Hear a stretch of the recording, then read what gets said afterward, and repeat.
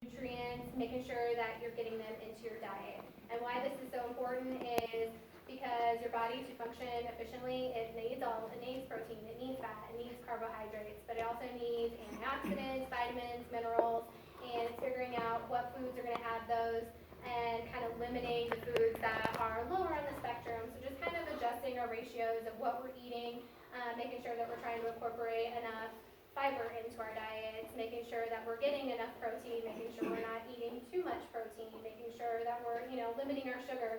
And the importance of this is because your diet, like Ryan said, you can't out-train a bad diet. So if you have goals, pretty much every one of you comes and works out at the gym, and you're putting in the work, but if you think that you can get everything that you need at the gym, unfortunately that's not true.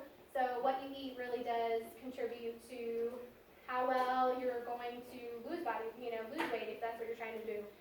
How well you're going to gain muscle if that's what your goal is. So, investing the time to kind of really learn more about your nutrition is really important just because everybody eats 3 times a day, 5 times a day. It's a necessary thing. So kind of learning a little bit more will kind of help you feel better, eat better, be able to do the things in your life that you really want to do. So kind of first and foremost, I'm going to break down like the big major ones, the macros. So the macronutrients in your diet are fat, protein, and carbohydrates. And all of these, so for protein, it's going to be 4 calories per gram. For carbohydrates, it's also 4 calories per gram, and for fats, it's 9 calories per gram. So that's why when they recommended that you have lower fat, because it has so many more calories, it takes much more energy to actually break that, burn it down. So protein is broken down into 2 categories. You have animal proteins, which animal proteins are complete proteins because they provide all 9 essential amino acids. Those are what are the building blocks that you need to build muscle and keep you going. And there are also some examples. Obviously, we all know what animal products are: lean meats, dairy products, eggs, yogurt, fish, cottage cheese, shrimp. Kind of a large variety. Sorry, we're watching this later. Ryan's distracting me. So anyway, plant proteins are going to be complementary proteins. That just means that things from plants don't have all 9 essential amino acids. So if you're a vegetarian or a vegan, it's really important that you're getting a variety of things. So that's why they recommend if you eat rice and beans together. Rice has a number of the amino acids, and then the beans have the other. Eating them together is going to make a complete protein. And some examples of plant-based proteins are going to be chickpeas, peanut butter, edamame, lentils, oats, seeds. Also vegetables have proteins as well. So broccoli, Brussels sprouts, asparagus, all of these kinds of things are going to provide you plant-based proteins. And there are a couple of exceptions. Quinoa is a grain, but it has all 9 essential amino acids. So you can eat quinoa as a primary source of protein. Better know how to cook it right, though. Yeah. And not have to incorporate any animal products or anything else to make sure that it's complete. So knowing that going forward, it's kind of important when you're thinking about protein, how much you're getting. It doesn't have to only be from meat. It doesn't have to only be from that. So getting a variety of things and eating that variety is going to just help you in the long run get all of the proteins that you possibly need. So carbohydrates, they can be broken down into 2 categories as well. Carbohydrates are really important because it's the main source of energy that your body really needs. The body functions effectively running on carbohydrates. There are all these kinds of different diets, like keto diet, where your body is going to use fat as its main source of protein. But that your body has to go through the transition, and if you've ever heard the term the keto flu, that's when you feel sick and drowsy, have no energy whatsoever because you don't have as many many carbohydrates in your body, and that's what your body's used to running on. So it's got to get over that little hump if you want to run on keto, but we don't need to go much more into that. Carbohydrates also regulate your hormones and help aid you in your sleep. So very vital, making sure you're getting all those. So complex carbohydrates are the type of carbohydrates that break down slowly. It takes longer for your body to break them down, and it's going to give you a gradual release of energy. And the great thing about these type of carbohydrates is they also have fiber, they have vitamins, minerals, phytonutrients.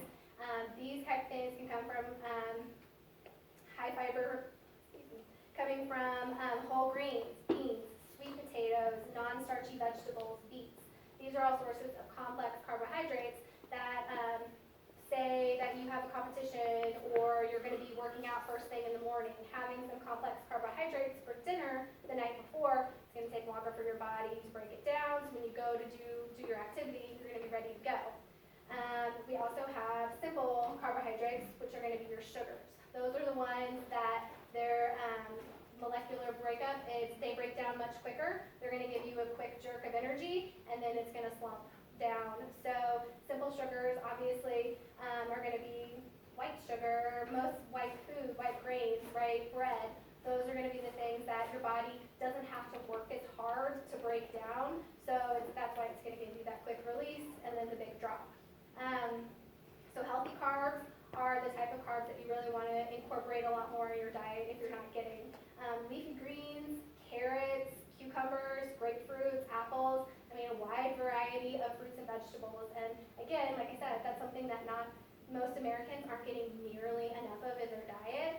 So again, just kind of shifting your ratios, incorporating more of those foods in your diet throughout the day. You know, at breakfast time, if you're having eggs, well, throw some spinach, throw some tomatoes, throw some peppers, whatever it is that you like. Breakfast is a really great opportunity to sneak some of those in. You're getting your vitamins, you're getting antioxidants, and you're doing it early at the beginning of the day, give you energy, you know, throughout the day that you need. And then last thing, macronutrient is fat. And fat's not a bad word. It's something that's necessary. It's really important for your brain health, brain development. Fat's going to insulate the sheaths in myelin sheaths in your brain that sends the synapses, that keeps you quick, that makes you, you know, keeps your brain healthy, and that's really necessary. There are different kinds of fats. Obviously, saturated fat is going to be the type of fat that is solid at room temperature, and those saturated fats come from animal products. Let's see. But for saturated fat, since it is, and it's like, it can be damaging to your health if you have too much saturated fat in your diet. It can contribute to cholesterol, heart disease, diabetes, all of those kind of things. So it's recommended to just keep it to about 10% of your daily fat intake, or daily diet, just to 10%. And if you ever looked at cheese, what a serving of cheese is, that'll be like half of what your serving of saturated fat for the day will be. Put just one serving, 1 ounce of cheese. So just being mindful of like what's actually in some of your favorite foods and what it is doing for your body. And then monosaturated fat is going to be the plant-based ones. Those are going to be the healthier types. The ones that are found in nuts, nut butters, avocados, olives, and dark chocolate. So, you know, dark chocolate's not bad for you. Yes, I have a Ryan? question about that one. Do the monosaturated fats affect your cholesterol the same way that the other fats do? No, not quite. And those are going to be, like I said, the healthier ones. They're the plant-based ones that aren't going to have quite a negative impact on your cardiovascular health, all of those kind of things. But again, it is a fat, and it's 9 calories. So you got to be mindful of how much fat you're eating because it can contribute to overall calorie consumption. And then polysaturated are the liquid fats, so the oils, and these ones can lower your cholesterol. They have the omega-3s and the omega-6s, which can be found in fatty fish, nuts, seed, and safflower oil. What are those called? The polysaturated. And so that one is a little bit harder to break down. Mono is one, poly is many. So again, it's harder for your body, or your body has to work harder to break it down, but it can help contribute to lowering your cholesterol. So again, it's just switching. If you're somebody that cooks with canola oil or something like that, just swapping the type of oil that you use could help and have a more positive impact on your health. And coconut oil is the one that's a little bit different. It's a saturated fat, but it is a plant-based. So again, there's a lot of good good things that you can do with coconut oil, but it is a saturated fat and it's higher in that saturated content. So good to use, but again, not going crazy with it. What oil do you recommend using? For overall cooking, what I do personally is I use avocado oil. It has a much higher smoke point, So when you're cooking with it, you can get up to a higher temperature and it's not gonna be rancid. Olive oil, everybody says that's a really good one, but I wouldn't recommend cooking with olive oil because it has a much lower smoke point and it can turn rancid and nobody really wants to eat rancid stuff.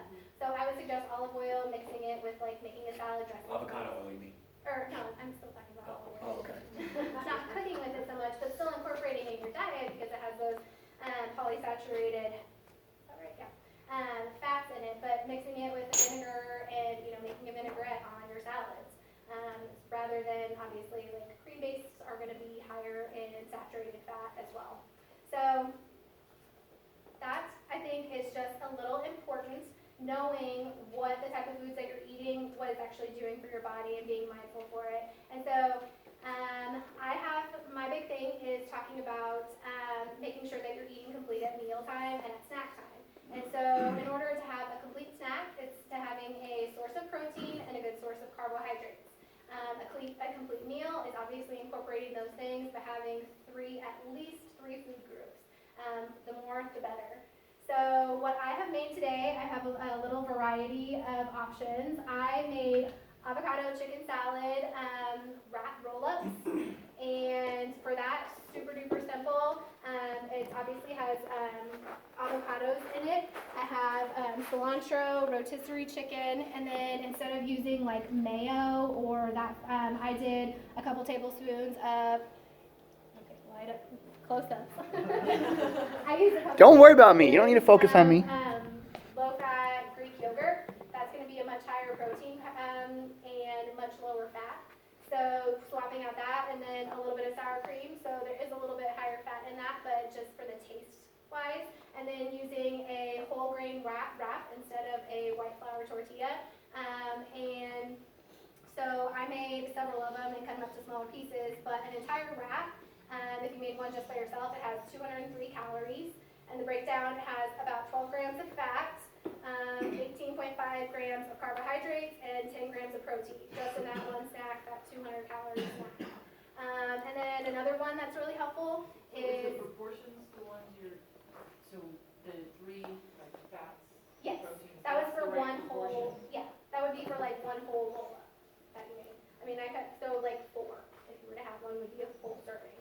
And But you then said it was how many grams of fat? 11.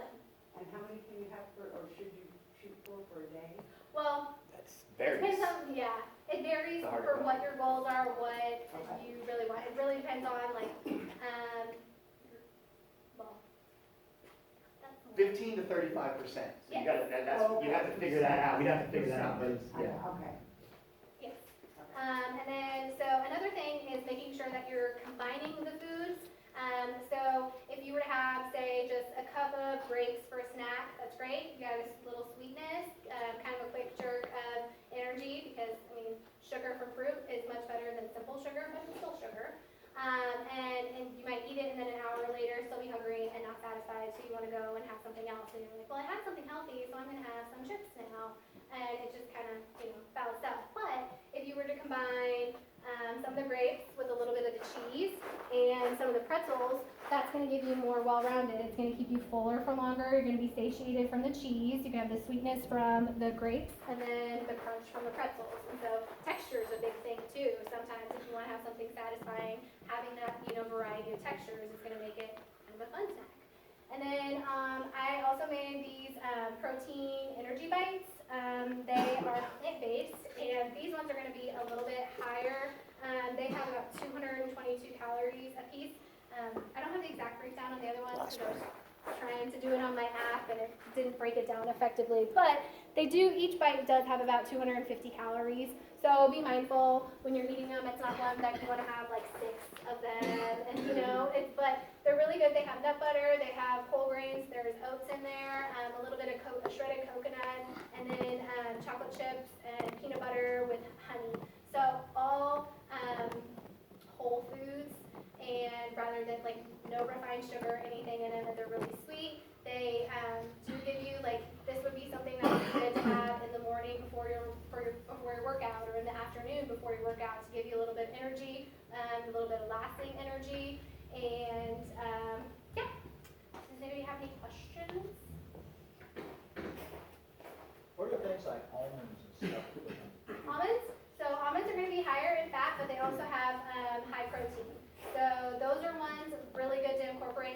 diet, but something that I totally recommend, measuring them out. Count them out or have a measuring cup. I have a trail mix that has walnuts and pecans and almonds and pistachios and pumpkin seeds and some dried cranberries. So delicious, could keep eating it, but a serving size is a quarter cup.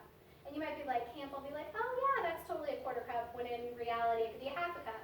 And you're over consuming what you think. One So, of the things we tell people when they're trying to like gain weight a little bit or put on more size is to incorporate trail mix, like put a bag of trail mix and keep it with you and just have a handful here, a handful there, when people who are trying to increase calories, so. yeah. But I mean, if you're trying to lose weight and trying to be at an overall calorie deficit, it's something that you absolutely can incorporate into your diet because you need, and it's, the one that I have is really high in omega-3s, but just be mindful of your portion size. And so, yeah, if weight loss is really your goal, portion size, portion control, really measuring out, I tell everybody like to get a little scale, you can get a cheap one, measuring out, because what you visually think is a serving size and the reality of what it actually is, portion distortion is a huge thing. And you might, even people that log on their app and stuff, be like, oh, it was totally that. But in reality, you could have had 2 to 3 times different than that if you're just eyeballing it. So if losing weight is something that you're really diligent about, you can absolutely do it. But it's just learning little tips and tricks to really make sure that you are at that calorie deficit to try to lose fat. So, well, anyway, I have all of these snacks prepared, so if anybody would like one, Does please anybody help have any yourself. allergies to anything in Yeah, anybody particular? with a nut allergy? Just making sure. Okay, good. So on the end, it has chicken, so there's animal protein as well. These ones are completely plant-based and vegetarian, vegan. No, there's honey in it, so it's not vegan. So vegetarian, and then obviously the crackers and cheese have a little variety of both. So I tried to do higher protein, higher carbs, snacks, but still kind of around the same calorie content. Give you an idea of, a visual.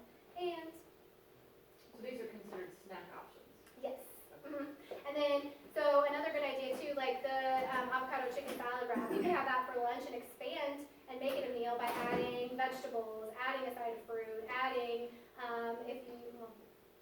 you could add dairy, low-fat dairy to it and stuff, just kind of expanding. And as far as meal goes, my recommendation would build off this basis, protein and carb, and then you want to make sure that your plate should be about a quarter of carbs, a quarter of protein, and about half vegetables. So that would be recommendation. I know not everybody does that. It's really hard to get vegetables in your diet, but if you kind of go with that goal, and like I said, at breakfast time, if you have eggs or if you're going for something savory, sneak vegetables into it. If you go for more grains and more sweet, add some fruit to it. It's a really good opportunity to sneak those fruits and veggies in, give you more fiber, and get more vitamins, minerals, antioxidants, things that your body really needs. So, anything else? What's the nutritional difference between the hamburger and because all the fast food, and I'm not just talking about the fast food places, but whatever, the Impossible Burger and the hamburger. Okay. Well, the Impossible Burger is 100% plant-based. So if you are trying to limit the amount of meat that you eat, going for an alternative like that, go for it. I personally am not a big fan because I've heard that the Impossible Burger has a lot of GMO products, a lot of soy and those type of things, and I personally try to avoid that. So if you wanted to try an alternative, I would try to find a recipe and try to make your own. The idea about it all is no matter what, the more we touch the food and we process it or we do something to it, the worse it's going to be. So the more we have to get in there in the lab or in something and make this thing ourselves, then it's obviously not going to be as high. So the less we touch it and the more just natural it is, the better it's always going to be. So the only downside of that is that they just have to process the crap out of it, which loses all the benefits really, in my opinion. I mean, you're eating less meat, so I mean that's good if that's kind of your goal. But it's not necessarily, a hamburger, if it's all fat and greasy, I understand that. But Yeah. let's say, I don't know, you buy the extra lean ground beef, you make your hamburger, but the plant-based burgers aren't necessarily better. I mean, it's just it's an alternative alternative to something. So it's more to appeal to, because, you know, vegans and vegetarians and that kind of Okay. stuff. It's like, oh, you can still eat at Okay, Burger King because we have an option for you. I just, But, that's the one thing. yeah, and I'm not thinking particularly familiar with like all the nutrition facts of the Impossible Burger, but. I think it's more of a marketing and sales Yeah. tactic than it is actually trying to help anybody be healthy, to be I perfectly agree. honest with you. Well, I mean, there's fake chicken, they're making. Yeah, fake it's Oh, all, yeah. a lot of that is just riding the whole fad of being healthy, and a lot of these places like Burger King, McDonald's are just trying to get a piece of it, just like, you know, people slapping organic on their stuff, and it's really, you know, and we gotta be real careful about when we buy organic, because even though it's great, so many companies now are just trying to take advantage of that and just slapping organic labels on things, and so, a lot of that's just marketing companies trying to make money and don't really care about, you know, our health, you know. And a lot of those things too aren't necessarily for, I mean, they're for people that's like, you're dipping your toe into it, you're trying to eat less meat, but hey, you can still have chicken tenders because we have this alternative. And a lot of that stuff, I mean, it's gonna be highly processed stuff, it's gonna be like out of a box and, All starts as a goo. yeah. But so my recommendations, like for when you go shopping at the grocery store, is like stick to the perimeter, that's gonna be where more of the whole foods are. The inner aisles are gonna be the more boxed stuff, the more processed stuff, the junky stuff. So, yeah, whenever I go grocery shopping, hit the perimeter and might sneak in and grab a thing or two, but really try to avoid it and stick into more whole foods. That's just my personal approach.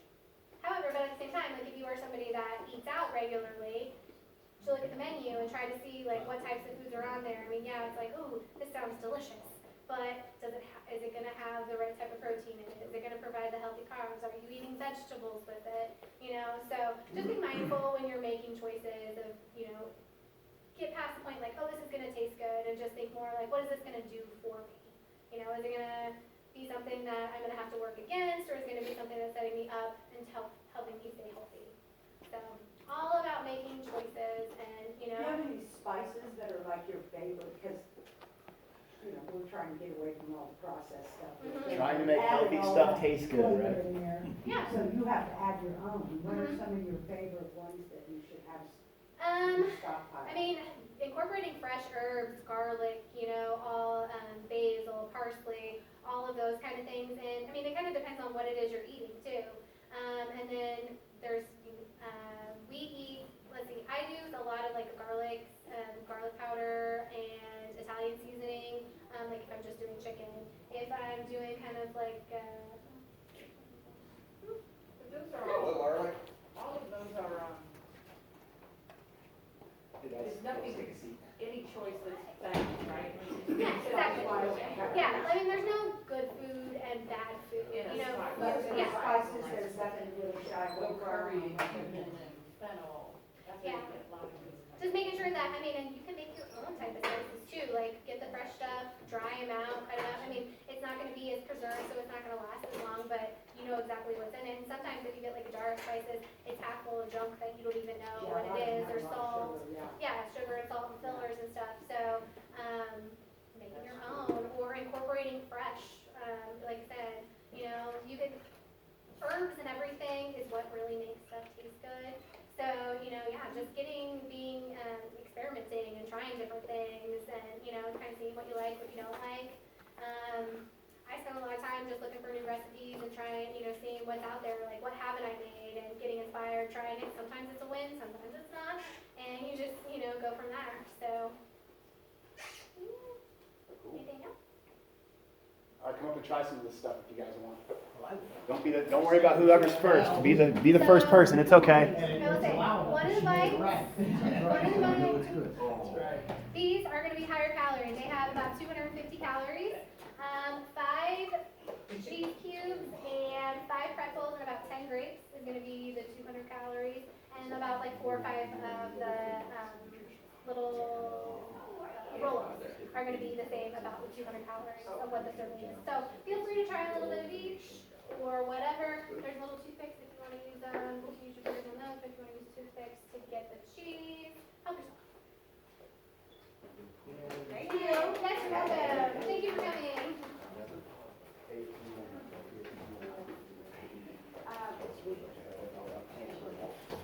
Week 48, right? Yes. Good. It's been a while.